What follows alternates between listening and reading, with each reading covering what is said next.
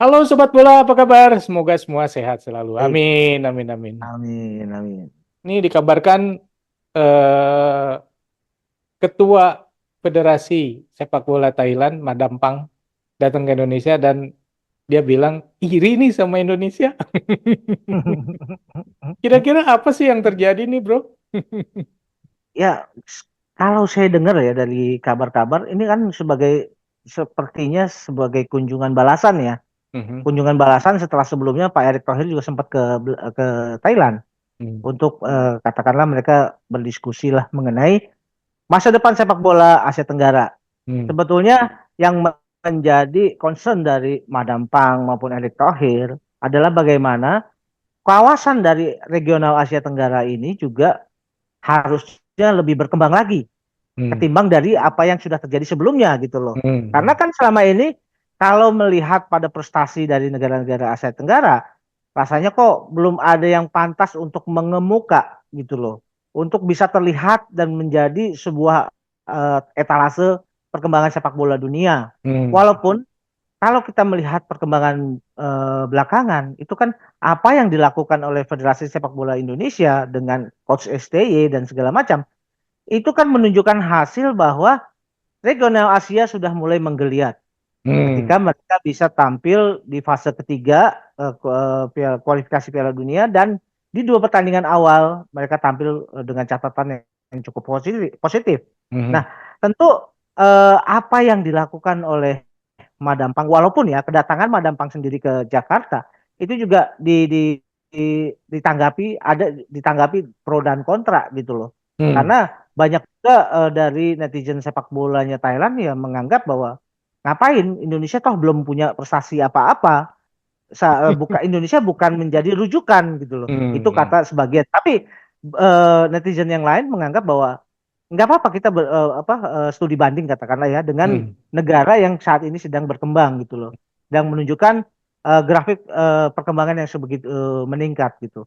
mhm, Nah, apalagi kalau kita melihat bahwa latar belakang dari kedua orang ini adalah bisnismen, seorang mhm, pengusaha. mhm, Jadi mungkin saja lebih mudah untuk bicara antar para pengusaha gitu loh. mhm. Pengusaha dengan pengusaha kalau ketemu lebih enak karena Lebih pasti paham akan ya. lebih paham Hmm. karena akan menghasilkan sesuatu yang lebih jelas gitu loh. Karena biasanya Hmm. kalau pengusaha dengan pengusaha ketemu, mereka selalu menetapkan target apa sih gitu loh.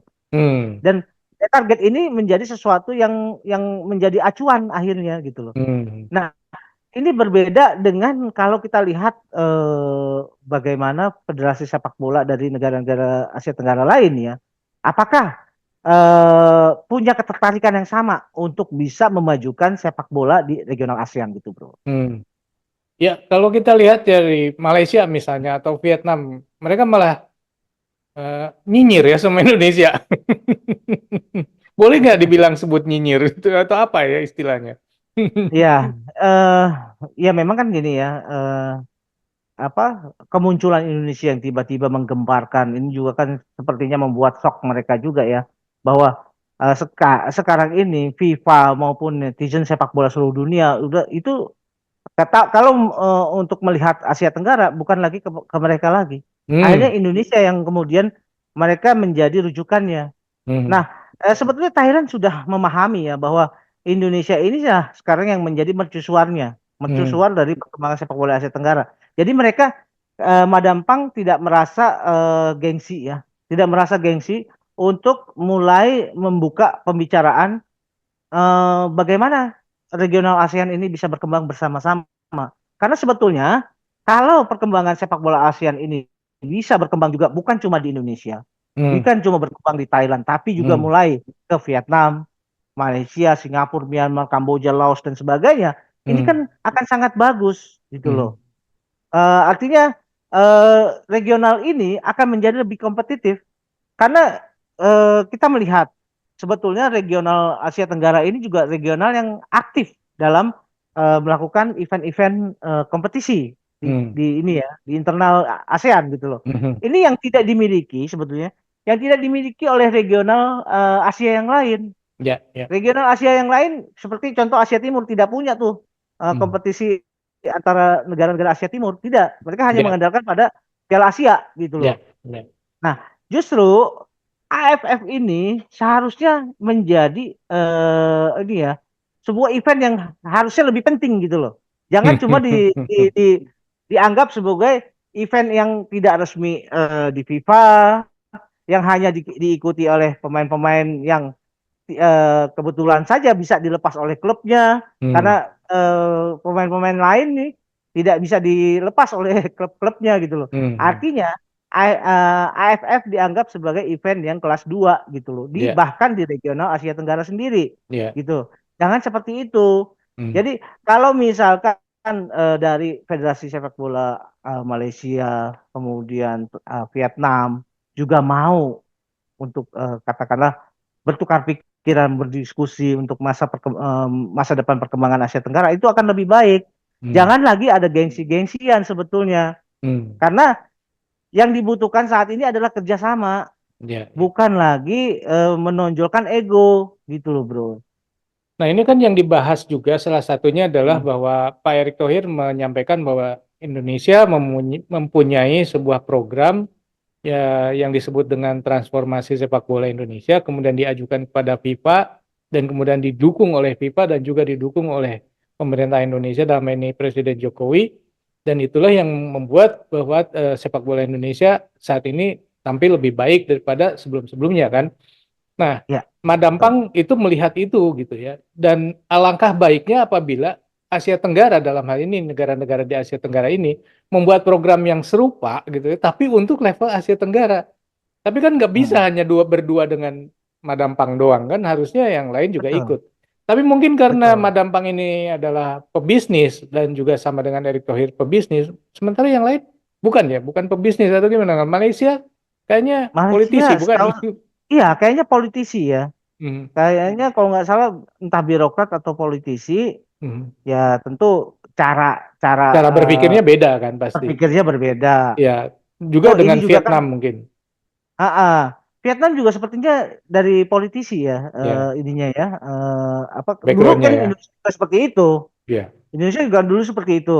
Tapi belakangan sudah berganti ya bahwa transformasi sepak bola Indonesia dimulai dari transformasi kepengurusan sebetulnya.